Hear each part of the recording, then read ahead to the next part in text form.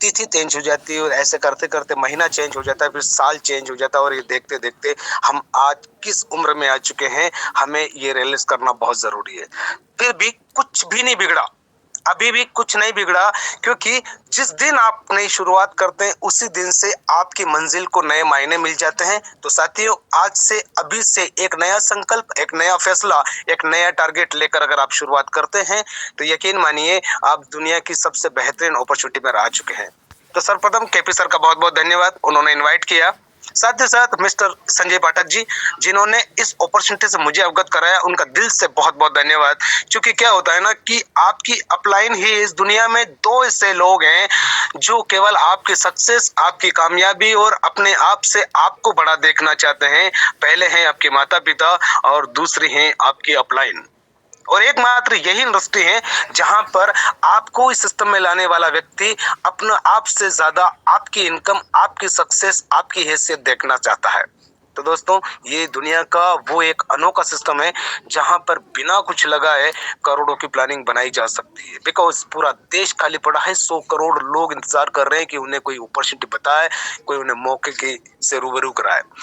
Mister Manish Swami ji, जिनके दिमाग में ये आइडिया आया और उन्होंने इस आइडिया को इम्प्लीमेंट करके मार्केट में उतारा और आज 2 साल हो गए हैं, 5 लाख से ज्यादा लोग इस सिस्टम को ज्वाइन कर चुके हैं। हर दिन 10-15 हजार लोग इस एप्लीकेशन को डाउनलोड करते जा रहे हैं और वो दिन दूर नहीं जब हर इंसान के मोबाइल में फोन पे, गूगल पे, पेटीएम की तरह साज पे डाउनलोड होगा।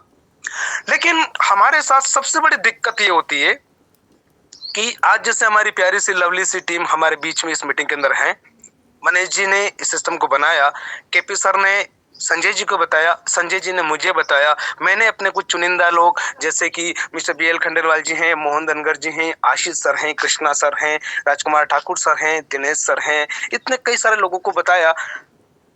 वहां से सिस्टम चलकर मेरे तक आने के दरमियान कई लाखों लोगों के बीच में ये सिस्टम जा चुका होगा। कई लोगों ने इसको स्वीकार किया, कई लोगों ने इसको इग्नोर किया, किसी ने डाउनलोड किया, किसी ने डाउनलोड करने के बाद डिलीट कर दिया, किसी ने किसी की बात रखी और किसी ने किसी की बात भी नहीं सुनी। हमारे साथ जो सबसे बड़ी प्रॉब्लम्स क्रिएट होती है, जो सबसे बड़ी दिक्कत क्रिएट होती है कि हमें दिन भर में लोगों की बातें, लोगों के ताने, लोगों के विचार, लोगों के थॉट हमें डिस्टर्ब कर देते हैं, अपने लक्ष्य से भटका देते हैं और कहीं न कहीं हमारा दिमाग डस्टबिन बन जाता है। हम किसी एक विचार पर इंप्लीमेंट ही नहीं कर पाते हैं और जब तक हम एक किसी विचार पे, एक किसी थॉट पे, एक किसी आइडिया पर लगातार अगर हम टारगेट नहीं करेंगे, फोकस नहीं करेंगे। एक जीता जागता एग्जांपल है, आपके मोबाइल में अभी कैमरा है। कैमरा जो है ना, कैमरा केवल उसी पर फोकस करता है जिसकी फोटोज लेना है, बाकी आसपास की चीजों को ब्लर कर देता है। देखने का प्रयास करना, कुछ चीजें हमें हर दिन कुछ सिखाती है। एक लड़का था, गांव में रहता था, पढ़ाई में काफी अच्छा था, साल भर स्कूल जा रहा था। सभी गांव के लोग कहते थे, चूंकि छोटा गांव था तो गांव के लोग कहते थे अरे बड़ा टैलेंटेड लड़का यार, बड़ा एनर्जेटिक लड़का यार, ये बिल्कुल टॉपर करेगा और अपने गांव का नाम रोशन करेगा। लगातार लोग देखते रहे उसकी एक्टिविटीज को, उसकी पढ़ाई को, उसके तरीके को। लेकिन जब एग्जाम आया वो लड़का एक विषय में फेल हो गया। उस एक विषय में फेल होने की वजह से उस लड़के का खेत स्कूल से 1 किलोमीटर दूर था। चूंकि स्कूल से आने के बाद उसे रोज अपने खेत पर जाना होता था, जाहिर सी बात है कि खेत के आसपास दूसरे लोगों के भी खेत होंगे, तो लोगों ने उसे ताने मारना स्टार्ट किया। ये देखो फेल हो गया ना, ये देखो इसके बारे में बोलते थे अपन, ये बहुत टैलेंटेड है, ये बहुत एनर्जेटिक है, ये बहुत परिश्रम कर रहा है, ये टॉपर करेगा, ये IPS बनेगा, ये डॉक्टर बनेगा। तो इनके ना डॉक्टर हो गया ना फेल। ये लोगों के ताने सुन सुन के उस लड़के के कान पक गए थे। एक दिन वो बहुत हताश हो गया, उन्होंने बोला कि अब किससे राय ली जाए, किससे सलाह ली जाए। इसी दरमियान उनका एक दोस्त था जो मैच्योर था, केपी सर की तरह। उनका एक दोस्त था जो मैच्योर था, गोविंद की तरह। एक दोस्त था उनका जो संजय सर की तरह मैच्योर था, मोहन सर, कृष्णा सर, बाबूलाल जी खंडेलवाल की तरह एक मैच्योर व्यक्ति था। तो उसने मन ही मन सोचा कि इनसे सलाह ली जाए, मैं दुनिया के ताने सुन के बहुत परेशान हो गया हूं।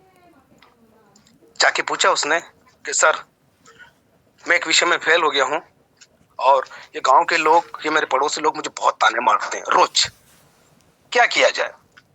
चूंकि वो अनुभवी था व्यक्ति, तो उसने बोला कि एक काम कर बेटा, एक लोटा लेकर आ।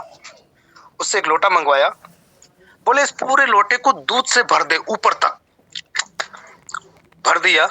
बोले अब तू जब भी खेत पर जाता है इस लोटे को दोनों हाथ से पकड़ कर जाना, ध्यान रहे एक भी बूंद नीचे ना गिरने पाए, वरना तो फेल हो जाएगा। बच्चे को ये आइडिया कुछ ऐसा लगा, उसको अटपटा सा लगा, लेकिन उसने बोला करके देखने में क्या पता है, लोगों के इतने ताने तो सुन ही रहे हैं, ये भी करके देखते हैं। पूरा लोटा दूध से भरा हुआ है। लड़के ने दोनों हाथ से अपना लोटा पकड़ा और अपने घर से खेत की ओर चल पड़ा। जब वो खेत पर पहुंचा तो वहां पर वो जो गाइड करने वाला व्यक्ति था वहां पर खड़ा। उसने बोला बेटा आज किसी ने कमेंट किया, आज किसी ने ताने मारे? बोले नहीं। बोले ऐसा क्या हुआ, आज क्यों ताने नहीं मारे? इस दूध का, इस लोटे का और लोगों के ताने का क्या लेना देना, इनका सबका आपस में क्या संबंध है? बोले बेटा जब तू ये लोटा लेकर निकल रहा था ना, तो तेरा पूरा फोकस इस लोटे पर था और इस लोटे से दूध नीचे ना गिरे, इसलिए पूरा दिल, पूरा दिमाग, सब कुछ तेरा एक ही जगह फोकस था। इसलिए तुझे लोगों की बातें सुनाई नहीं दी, लोग तो ताने मार रहे थे, लेकिन तेरे कानों तक वो बात इसलिए नहीं पहुंची क्योंकि तेरा एक जगह फोकस था। मोरल ऑफ द स्टोरी ये है, इस कहानी से ये बताने का प्रयास कर रहा हूं मैं कि आपका जब फोकस केवल सच पे होगा ना, तो लोगों की बातें, लोगों के ताने, लोगों के कमेंट ये आपको प्रभावित नहीं कर पाएंगे। लेकिन आपने अगर इसको हल्के में लिया, बोले कुछ नहीं, एक एप्लीकेशन है फोन पे की तरह, क्या पता कब बंद हो जाएगी, और इस टाइप के काम ज्यादा चलते नहीं है, पहले भी बहुत सारी कंपनियां बंद हो गई तो ये भी बंद हो जाएगी। लोग जो ताने मारते हैं, क्या फ्री के प्लान में गोविंद भाई आप फंस गए हो, आप इतने बड़े बड़े प्लान करते हो, ये फ्री के प्लान में क्या कमा लोगे आप, यहाँ तो बहुत बड़ी टीम बनाना पड़ेगी, जब आपकी बड़ी टीम बनेगी तब तक कंपनी बंद हो जाएगी, तब तक कंपनी में बहुत सारी चीजें चेंज हो जाएगी। ये ताने जो है ना, ये ताने आपको एक्चुअल में आपके फोकस पर काम नहीं करने देना चाह रहे हैं।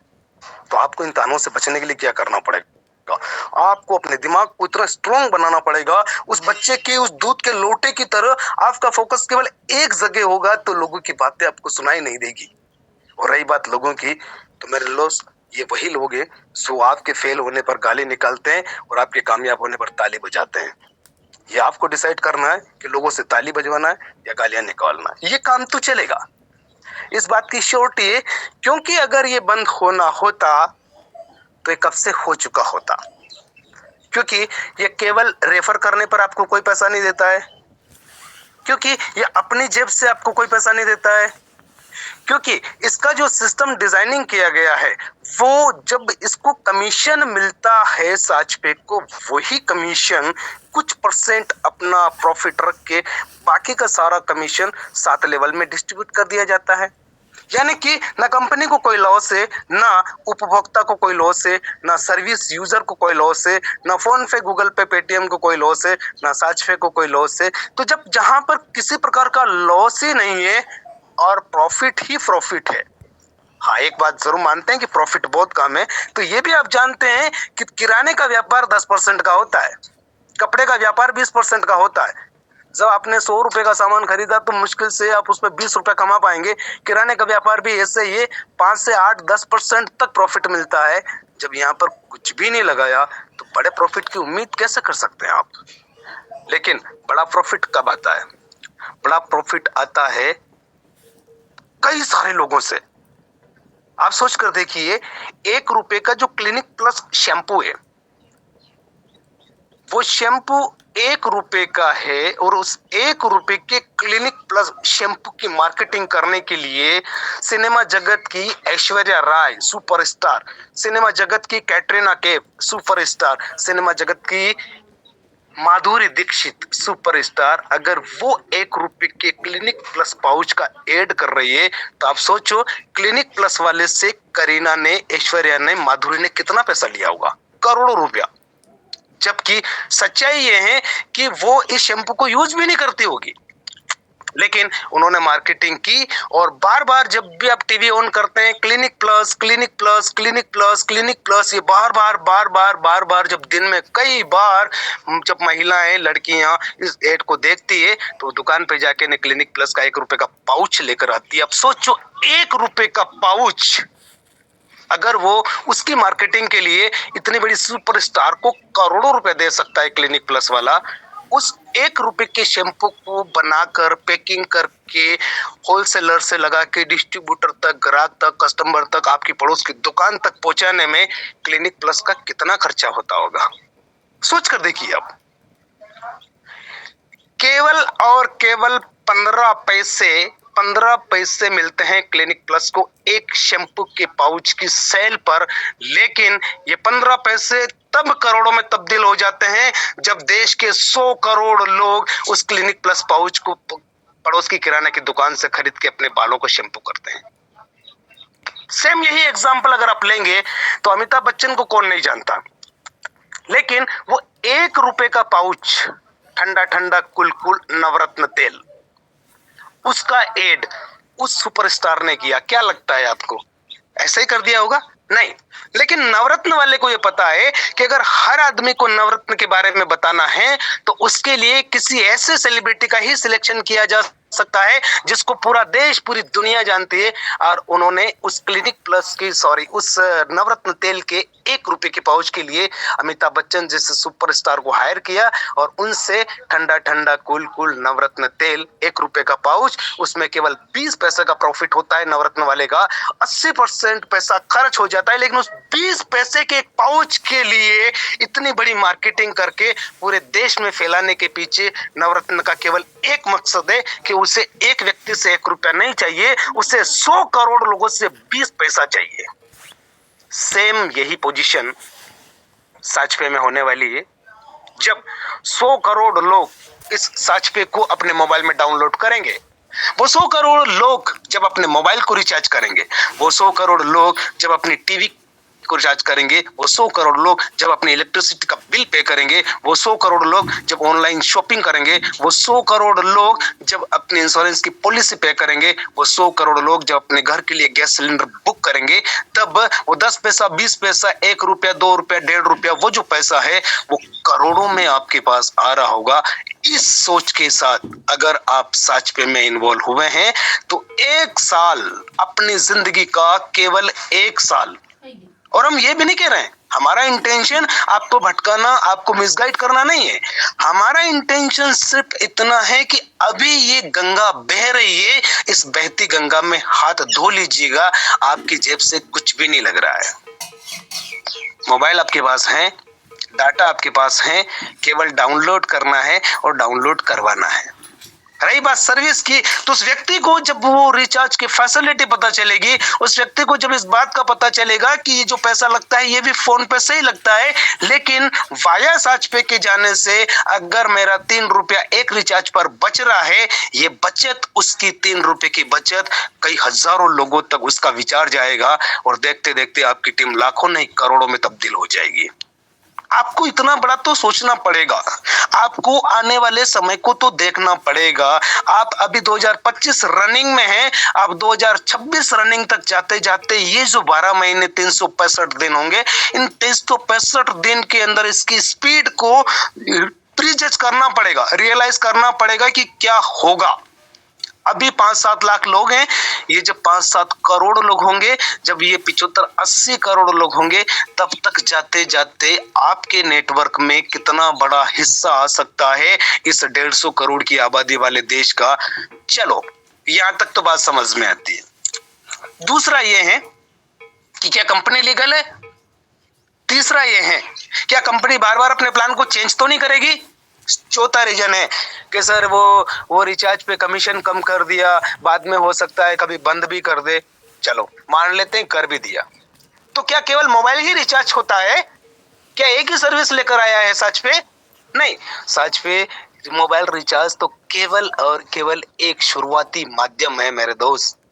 जितनी चीजें व्यक्ति खरीदता है मार्केट से, जितनी सर्विस इंसान यूज करता है मार्केट से, आने वाले कुछ समय में वो सारी की सारी सर्विसेज आपको यहाँ पर लाइव देखने को मिलेगी और 90% लोग साचपे से उस सर्विस को यूज कर रहे होंगे, क्योंकि वहां पर बचत भी होती है और इनकम भी होती है। और ये कुछ लोगों को समझ में आ चुका है, जैसे संजय सर को समझ में आ चुका है, केपी सर को समझ में आ चुका है, उमेश सर को समझ में आ चुका है, गजेंद्र सर को समझ में आ चुका है, बीएल खंडेलवाल जी को, मोहन सर को, उमेश सर को, कृष्णा सर को, राजकुमार ठाकुर सर को, दिनेश सर को, इन सब लोगों को जब ये चीजें समझ में आ चुकी है तो आप क्यों पीछे हैं? या तो एक साथ इतने सारे लोग मूर्ख नहीं हो सकते, या फिर एक साथ इतने सारे लोग बेवकूफ नहीं हो सकते। अगर हम इस फ्री की चीज को स्वीकार करने में, अगर इस फ्री की चीज को एक्सेप्ट करने में अगर इतना सोच रहे हैं, इतना इंतजार कर रहे हैं, तो सोच कर देखिए अदर किसी कंपनी में जहां पर पैसा लगता है, अदर किसी प्लान में जहां पर आपको इन्वेस्टमेंट करना पड़ता है, अदर किसी प्लान में जहां पर आपको बहुत सारी कंडीशनों को फेस करना पड़ता है, क्या आप वहां पर टीम बना पाएंगे? ये आप खुद सोचिए। मामला तो सारा टीम का ही है मेरे दोस्त।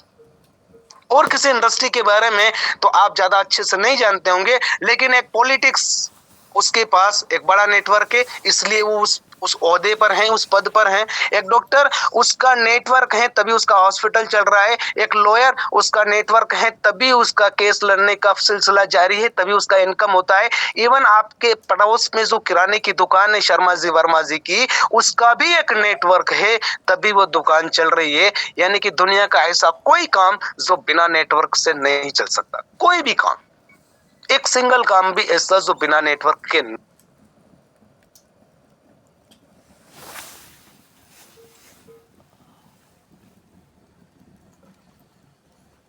नहीं चल सकता। अरे नेटवर्क तो जिंदा होने के बाद भी और वहां से लगा के मरने के बाद भी, आदमी जब जिंदा होता है, जब वो जन्म लेता है, उस समय उसके आसपास उसकी मम्मियाँ, उसकी काकी, उसकी दीदी होती है, काफी सारी नर्स होती है, एक डॉक्टर होता है, वो हॉस्पिटल होता है, उस हॉस्पिटल के आसपास के वो सारे लोग होते हैं, जहां से चाय आती, बाहर के चाय हॉस्पिटल के बाद लगी हुई वो चाय की लारी होती है, जहां से चाय समोसे नाश्ता किया जाता है, वो होता है। फिर उस छोटे से बच्चे को अंडरवियर, चड्डी, बनियान ये वो खरीदना होता है, वो होता है। वो तमाम सर्कल एक नेटवर्क होता है। यानी कि बच्चे के पैदा होने से लगा के वो जिंदगी भर उसका नेटवर्क होता है। वो स्कूल में जाता है, उसके दोस्त होते हैं, कॉलेज में जाता है, उसके दोस्त होते हैं, वो किसी व्यापार को शुरू करता है, उसका नेटवर्क होता है। और जब वो मर जाता है तब भी 4 लोग उसको उठा रहे होते हैं और पीछे एक बहुत बड़ा नेटवर्क होता है। तो नेटवर्क कहाँ नहीं है? हमें सबसे बड़े प्रॉब्लम्स इस नेटवर्क की शब्द को सुनकर इसलिए होता है कि चेन सिस्टम। मेरे भाई, जिस गाड़ी को आप चलाते हैं, जिस टू व्हीलर को आप चलाते हैं, आपको पता है उसमें चेन है। अगर वो चेन नहीं है तो आगे का पहिया चलने के लिए पीछे का पहिया किसका सहारा लेगा? सिर्फ उसी चेन का। लेकिन उस चेन में से अगर एक कड़ी टूट जाए तो आपका टू व्हीलर वहीं पर डेट हो जाता है, वहीं पर डैमेज हो जाता है। तो चेन कहाँ नहीं है? और जिसने बनाई चेन वही है चेन में, बाकी सब बेचैन है। तो इस चेन सिस्टम को, इस नेटवर्क को, इस इंडस्ट्री को, इस डायरेक्ट सेलिंग को हल्के में, मजाक में लेने की गलती बिल्कुल नहीं करें। ये एक समय था जब लोग इसके बारे में नहीं जानते थे, लेकिन आज गवर्नमेंट, प्रशासन, तमाम वो चीजें जो इस इंडस्ट्री में घटित हो रही है, उनकी पैनी निगाह है उस पर। वो सब कुछ जानते हैं कि एकमात्र ये इंडस्ट्री है जो देश की बेरोजगारी को खत्म कर सकती है। एकमात्र ये इंडस्ट्री है जो लोगों को रोजगार मुहैया करा सकती है। एकमात्र ये इंडस्ट्री है जो कई सारे लोगों को, डूबते हुए लोगों को कर्जे से बाहर निकाल सकती है। और इस इंडस्ट्री की सबसे खूबसूरत बात है कि ये इंडस्ट्री बिल्कुल फ्री में, कुछ चंद पैसे लगा के, चंद सालों काम करके, और उस पूरे के पूरे जीवन स्तर को बहुत ऊंचाई पर लेकर जा सकते हैं। जो लोग अभी इस इंडस्ट्री से अनभिज्ञ हैं, जो लोग अभी इसके बारे में बिल्कुल नहीं जानते हैं, वो लोग भी आने वाले कुछ सालों के बाद किसी अच्छी नेटवर्क कंपनी को तलाश कर रहे होंगे। और ये चीजें हमारे गवर्नमेंट जॉब में काम करने वाले बहुत सारे लोगों को समझ में आ चुकी है। शायद इसीलिए अभी इस मीटिंग में कई सारे लोग ऐसे होंगे जो टीचर होंगे, कई सारे लोग ऐसे होंगे जो डॉक्टर होंगे, कई सारे लोग ऐसे होंगे जो हमारी पुलिस फोर्स से जुड़े होंगे, कुछ सारे लोग ऐसे होंगे जो हमारी आर्मी सेक्टर से जुड़े होंगे। लेकिन कई सारे लोग ऐसे हैं जो गवर्नमेंट या प्राइवेट जॉब से जुड़े होने के बावजूद भी इस प्लान को देख रहे हैं, इस मीटिंग में इस गोविंद की आवाज को सुन रहे हैं, केपी सर की आवाज को सुन रहे हैं, बिकॉज उन्हें समझ में आ चुका है कि आने वाले दौर का सबसे फास्टेस्ट ग्रोइंग बिजनेस है डायरेक्ट सेलिंग। और डायरेक्ट सेलिंग में 20-25 साल इस इंडस्ट्री ने इंडिया के मार्केट में काम किया। अब इसका बिल्कुल गोल्डन टाइम आ चुका है। अब इसको ज्वाइन करने का सबसे गोल्डन समय आ चुका है। इस समय जो व्यक्ति इस इंडस्ट्री से बच गया, यकीन माने वो इस इंडस्ट्री से बाहर ही हो जाएगा, क्योंकि उसके बाद उसके पास अवसर नहीं होंगे, उसके बाद उसके पोटेंशियल नहीं होगी, वो अप्रोच नहीं कर पाएगा, क्योंकि मार्केट खाली नहीं होगा। हर आदमी कहीं न कहीं किसी न किसी कंपनी के माध्यम से रोजगार कर रहा होगा। आप किसको बताएंगे, किसे ढूंढेंगे आप? इसलिए मेरे दोस्त, दिमाग लगाना बंद कर दीजिएगा, ज्यादा सोच विचार करना बंद कर दीजिएगा। यहाँ पर आपकी कोई प्रॉपर्टीज नहीं लूट रही है, यहाँ पर आपकी खेत को कोई नीलामी नहीं हो रही है, यहाँ पर आपसे कोई आपका गोल्ड नहीं लिया जा रहा है, यहाँ से कोई आपका बैंक बैलेंस चेक करवाने का नहीं बोला जा रहा है। यहाँ पर केवल और केवल इस फ्री के आइडिया को, इस सोच को बाकी लोगों तक पहुंचाने का प्रयास किया जा रहा है, और ये पूरा का पूरा श्रेय जाता है हमारी कंपनी के एमडी मिस्टर मनीष स्वामी जी का। सोच कर देखिए, हर दिन सुबह केपी सर को भी सर्दी लगती होगी, मुझे भी लगती होगी, उनको भी नहाना होता है, मुझे भी नहाना होता है, उनको भी सारे काम करने होते हैं, सुबह के जो तो भी इंपॉर्टेंट काम होते हैं उनको भी करना होते हैं, मुझे भी करना होते हैं, आपको भी करना होते हैं। लेकिन वो सारा सब कुछ करके समय निकालकर आप मीटिंग में आए ना, क्यों? क्योंकि आपको एक तलाश है, आपको एक अवसर की, एक मौके की तलाश है कि यार कहीं से कुछ मिल जाए, ताकि मैं अपने जीवन स्तर को बढ़ा सकूं, कहीं से कुछ मिल जाए जहां से मैं अपनी लाइफ स्टाइल को बदल सकूं, कहीं से कुछ मिल जाए जहां से मैं अपने कर्जे से मुक्ति पा सकूं, कहीं से कुछ मिल जाए जो खोई हुई वैल्यू, खोई हुई ताकत, खोई हुई इमेज वापस से हासिल कर पाऊं। और ये सारा सब कुछ करने के लिए आपको करना तो पड़ेगा मेरे दोस्त, क्योंकि आप नहीं करेंगे तो कौन करेगा? क्या आप अपने जीवन में अंतिम समय में एक ताना सुनने के लिए तैयार हैं कि पापा आपने क्यों नहीं किया जब पूरी दुनिया कर रही थी? मम्मी आपने क्यों नहीं किया, पूरी दुनिया कर रही थी? ये पड़ोस वाले शर्मा जी, वर्मा जी, तिवारी जी, पुरोहित जी कर रहे थे, आपने क्यों नहीं किया? आपके पास फोन नहीं था? क्या आपके पास रिचार्ज नहीं था? क्या आप ज्यादा समझदार थे? आपने क्यों नहीं किया? जब ये पड़ोस में इसके पास इतना पैसा आ रहा है, उसके पास ये वाली कार है, उसने इतना बड़ा मकान बनाया, उसका इतना बड़ा बैंक बैलेंस है, उसकी इतनी बढ़िया लाइफ स्टाइल है, आपने क्यों नहीं किया? आपके पास क्या जवाब होगा? मैं आपसे पूछ रहा हूँ, क्या जवाब होगा आपके पास अपने बच्चों को देने के लिए? या आप अभी नवयुवक है तो अपने मम्मी पापा को देने के लिए? उस समय आपकी मम्मी पापा यही बोलेंगे कि तू लाइफ टाइम तू पूरा पूरा का पूरा दिन इस फोन के अंदर घुसा रहता था, पूरा दिन गेम खेलता रहता था, पूरा दिन तू रील्स देखता रहता था, क्यों नहीं किया? तेरी उम्र के देख कितने लोग पैसा कमा रहे हैं, तेरी उम्र के लड़के सेट हो चुके हैं। उस समय आपके पास क्या जवाब होगा? क्योंकि यहाँ पर तमाम वो लोग हैं जो हर एक उम्र की दौर में होंगे। कोई यहाँ पर 20-22 साल का होगा, कोई यहाँ पर 30-35 साल का होगा, कोई यहाँ पर 40-50 साल का होगा, कोई यहाँ पर 65-70 साल का होगा। कोई किसान का बेटा होगा, कोई डॉक्टर का बेटा होगा, कोई इंजीनियर होगा, कोई पुलिस वाला होगा, कोई स्टूडेंट होगा, कोई फार्मर होगा, कोई किराने का व्यापारी होगा, कोई सब्जी बेचने वाला होगा, कोई कहीं न कहीं किसी न किसी सेक्टर से जुड़ा हुआ होगा। वो आप ये बात सुन रहे हैं, आप अपनी जिंदगी के अंतिम समय में ये ताना सुनने के लिए तैयार हैं क्या? अगर आप अपनी जिंदगी के अंतिम समय में ये ताना सुनने के लिए तैयार हैं तो आपको इस काम को करने की बिल्कुल भी जरूरत नहीं है। लेकिन अगर आप ये ताना नहीं सुनना चाहते तो शुरुआत करने की जरूरत आज है, अभी है, क्योंकि वक्त निकलते देर नहीं मेरे दोस्त। वक्त ऐसे निकल रहा है, पंख लगे हुए हैं, जितनी स्पीड से वक्त भाग रहा है ना, हर दिन एक नई तारीख हो रही है, हर दिन एक नया हफ्ता जा रहा है, हर दिन एक नया महीना जा रहा है, और देखते देखते इतने साल निकल गए। जो साल निकल गए वो तो हमारी आंखों के सामने है। और सबसे बड़ी चीज कि जिस इंसान ने गलती नहीं की उस इंसान ने जीवन में कुछ नहीं किया, क्योंकि इंसान गलतियों का पुतला है। गलतियां करना चाहिए, आप गलतियों से ही सीखेंगे। आपका एक्चुअल टीचर आपकी गलती करना, आपकी मिस्टेक करना ही है। और अगर आप मिस्टेक नहीं करना चाहते, गलती नहीं करना चाहते, तो माफ कीजिएगा, आप कुछ सीखना नहीं चाहते, आप कुछ करना नहीं चाहते, आप अपनी उसी जिंदगी में खुश हैं, आप अपनी उसी लाइफ में खुश हैं जो वर्तमान में आप जी रहे हैं। आज एक मिडिल क्लास फैमिली की अगर बात करें तो उसको महीने का अप्रोक्सीमेटली 30-40 हजार रुपया कम से कम चाहिए तो चाहिए ही चाहिए। अपने घर खर्चे के लिए, बच्चों की फीस को लगाकर, घर के राशन को लगाकर, आपकी किस्तों EMI को लगाकर, पेट्रोल डीजल को लगाकर, घर का किराया को लगाकर, हर आदमी जो मिडिल क्लास फैमिली में है लगभग उसको 30-40 हजार रुपए पर मंथ का चाहिए। जो लो कैटेगरी में लोग आते हैं, मिनिमम से मिनिमम जिसके पास केवल 2 बच्चे, छोटा सा घर है, उसको भी 10,000 रुपया महीना तो कम से कम चाहिए ही चाहिए, केवल गुजारा करने के लिए, केवल जीवन जीने के लिए। ड्रीम और जरूरतों की बातें खत्म हो गई। क्या लगता है आपको? क्या लगता है हमको? क्या हम ऑलरेडी करोड़पति हैं? हमें सिस्टम की जरूरत नहीं है? क्या लगता है हमको? क्या हमारे पास ऑलरेडी हमारे माता पिता की दी हुई इतनी सारी संपत्ति है, हमें सिस्टम की जरूरत नहीं है? क्या लगता है?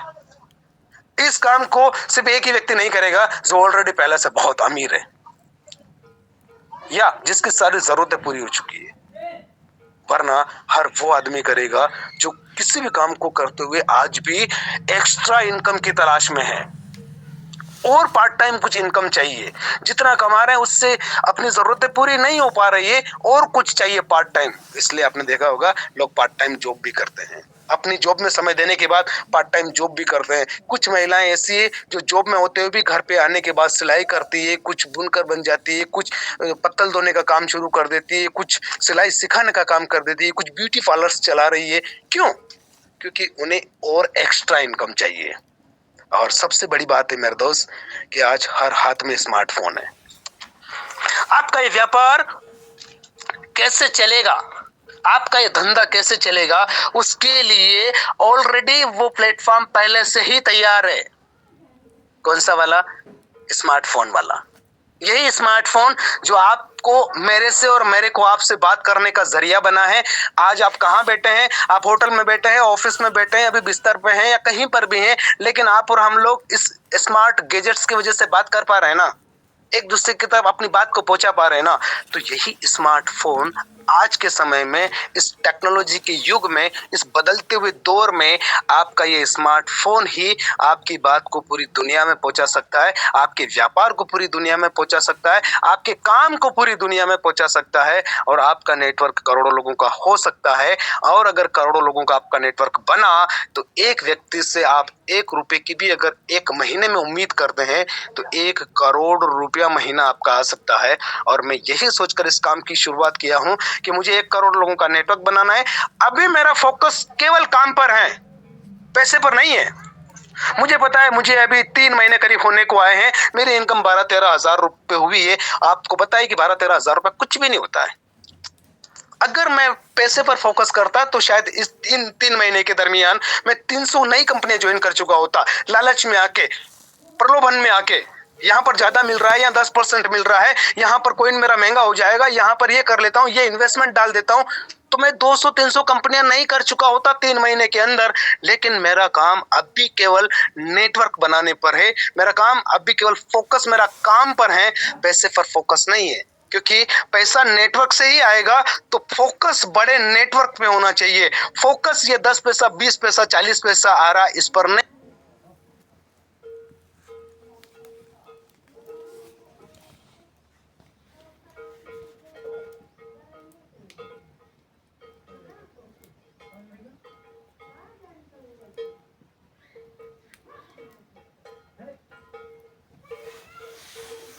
होना चाहिए। तो आपका फोकस क्या है? आपका टारगेट क्या है? आपका ड्रीम क्या है? आपकी जरूरतें क्या है? ये आप बहुत अच्छे से जानते हैं, मैं नहीं। मैं केवल आपको आईना दिखाने का प्रयास कर रहा हूं कि देखो मेरे दोस्त, आप बहुत खूबसूरत हो। देखो मेरे दोस्त, आपके चेहरे पर झुर्रियां आ चुकी है। देखो मेरे दोस्त, आपके बालों का रंग सफेद हो चुका है। अब भी वक्त है, अब भी संभल जाओ। बाकी अफसोस आपको होगा, तकलीफ आपको होगी। गरीबी में रहेंगे तो आप रहेंगे, अमीरी में रहेंगे तो आप रहेंगे। देखिए, एक बात तो बिल्कुल कड़वी सच्चाई मेरे दोस्त, गरीब रोज मरता है। मरते तो दोनों ही है, अमीर भी मरता है, गरीब भी मरता है, लेकिन गरीब रोज मरता है। कभी मुफलिसी में, कभी बेबसी में, कभी लाचारी में, कभी गरीबी में, कभी तन्हाई में, कभी कंप्रोमाइजिंग में।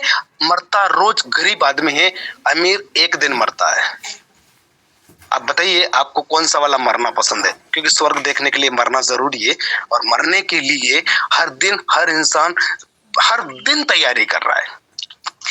चलो, भगवान ना करे, ईश्वर ना करे आपके साथ कभी कुछ हो, मैं तो ईश्वर से यही दुआ करूंगा कि आप हमेशा खुश रहें, आपके घर में धन संपदा हमेशा बरसती रहे, आप हमेशा स्वस्थ सुखी जीवन व्यतीत करें। लेकिन भगवान ना करें, आज सुबह अभी आप तैयार होकर ऑफिस के लिए निकलते हैं, 1 या 2 किलोमीटर दूर जाने के बाद अगर आपका कार का या आपकी गाड़ी का आपके बाइक का एक्सीडेंट हो जाता है और अगर आप डैमेज हो जाते हैं और अगर आप इस दुनिया को छोड़कर चले जाते हैं, सोच कर देखिए आपकी वाइफ का क्या होगा, आपके बूढ़े माँ बाप का क्या होगा, आपके छोटे छोटे बच्चों का क्या होगा। सोच कर देखिए आप, जिंदगी की हर कदम पर मौत तैयार खड़ी है और ये हादसे हम आए दिन देख रहे हैं। लेकिन हम किस्मत वाले हैं कि हम आज जिंदा उठे हैं, हमारे साथ ऐसा कोई हादसा नहीं हुआ है और इसी विश्वास के साथ हम दिन में अपने ऑफिस के लिए निकलते हैं, अपने काम के लिए निकलते हैं, अपनी ट्रेवलिंग के लिए निकलते हैं। लेकिन कोई इंसान इस बात की गारंटी नहीं दे सकता कि सुबह जो इंसान घर से निकला है वो शाम को घर पहुंचेगा। सुबह घर से निकलकर रात को घर पहुंचने के बीच का जो समय है, इस समय में अगर आपने ऐसा कुछ किया कि आपके नहीं रहने के बाद भी आपके बच्चों की लाइफ स्टाइल पे, आपकी पत्नी या आपकी फैमिली या आपके घर वालों की लाइफ स्टाइल पे कोई फर्क नहीं पड़ेगा, तो इस काम को करने की बिल्कुल भी जरूरत नहीं है। लेकिन अगर आप सुबह निकले और शाम को घर नहीं पहुंचे और अगर आपकी लाइफ, आपके बच्चों की लाइफ, आपके माता पिता और आपकी वाइफ की लाइफ खराब हो सकती है, उन्हें दर दर की ठोकरें खाना पड़ सकती है, उन्हें भीख मांगना पड़ सकती है, उन्हें लोग प्रताड़ित करेंगे, उन्हें किराए के मकान से घर से बाहर निकलना पड़ सकता है, उन्हें लोगों से कर्जा लेकर अपना जीवन व्यतीत करना पड़ सकता है। इतना गहरा ठोस सोचकर आप अगर साच पे में आए हैं तो मैं अप्रिशिएट करता हूं। आप दुनिया के सबसे बेहतरीन सिस्टम में आ चुके हैं, लाइफ के सबसे बेहतरीन अवसर को आप बुना चुके हैं। अब आप इस ट्रेन में बैठ चुके हैं तो बार बार हर स्टेशन पे उतरने का प्रयास मत कीजिएगा। ये गरीबपुर से अमीरपुर जाने वाला सुपर ट्रेन एक्सप्रेस जो है ये चल चुका है और जो लोग बैठ चुके हैं, बैठने से मेरा मतलब है जो लोग इसको डाउनलोड कर चुके हैं, टिकट आपका कंफर्म हो गया है, आप ट्रेन के अंदर बैठे हैं, बीच बीच में उतरने का प्रयास मत कीजिएगा। आप धीरे धीरे ही सही, जब भी ट्रेन वहां पहुंचेगी आप 100% अपनी मंजिल पर पहुंचेंगे, जो मंजिल आपने डिसाइड की है। अब रही बात मंजिल की, तो मंजिल सबकी अलग अलग है, मंजिल की कोई डेफिनेशन नहीं है, मंजिल सबकी अलग अलग है। एक किसान की मंजिल, वो फसल बोता है, 4 महीने का वेट करता है, 5वें महीने वो इतने सोयाबीन निकालेगा, इतना मक्का निकालेगा, इतने लहसुन निकालेगा और वो बेचेगा, ये उसकी मंजिल है। एक लड़का जो बीटेक कर रहा है, उसको ये पता है कि मैं 2 साल पढ़ाई करूंगा, ये कंपटीशन एग्जाम दूंगा, मुझे टीचर बनना है, मुझे टीचर बनना है, मुझे टीचर बनना है, वो टीचर बनेगा, ये उसकी मंजिल है। एक लड़का एक मैकेनिक के वहां पर काम सीख रहा है, कार ठीक करने का, वो ये सीखता है कि मैं यह 2 साल सीखूंगा, उसके बाद अपनी खुद की एक शोरूम डालूंगा, अपने खुद का एक सर्विस सेंटर डालूंगा, वो उसकी मंजिल है।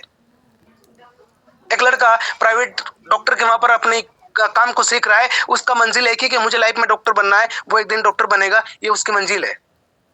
हर आदमी की मंजिल उसकी जीवन के अनुसार डिसाइड होती है और वो उसी को अपनी मंजिल मानता है। अब आपकी मंजिल क्या है ये आपको डिसाइड करना है।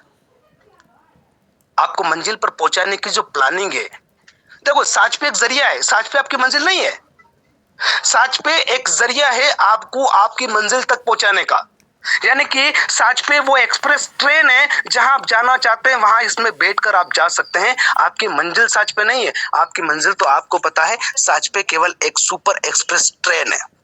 अभी आपको डिसाइड करना है कि आपकी मंजिल कहाँ है, आपको क्या चाहिए, आपको लाइफ में कहाँ जाना है, आप अपने आप को आने वाले 2 साल के बाद कहाँ देखना चाहते हैं, आप अपने आप को, अपनी लाइफ को, अपने पूरे परिवार को 5 साल के बाद कहाँ देखना चाहते हैं, ये आपको डिसाइड करना है।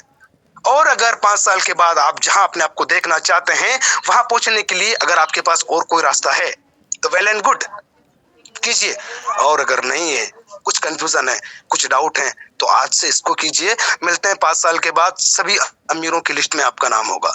चलिए इजाजत दीजिएगा, वक्त कम है, समय कम है, नजाकत को समझते हुए बहुत सारे लोगों की शेयरिंग भी होगी, माफ कीजिएगा सर, मैं ज्यादा वक्त नहीं दे पा रहा हूं, लेकिन आप लोगों का वक्त भी मुझे इसलिए चाहिए क्योंकि मैं ये चाहता हूं कि ये जो छोटा सा जीवन मिला है, देखो यार, ओस की बूंद सा जीवन है यार, थोड़ी देर फूल में, बाकी समय धूल में।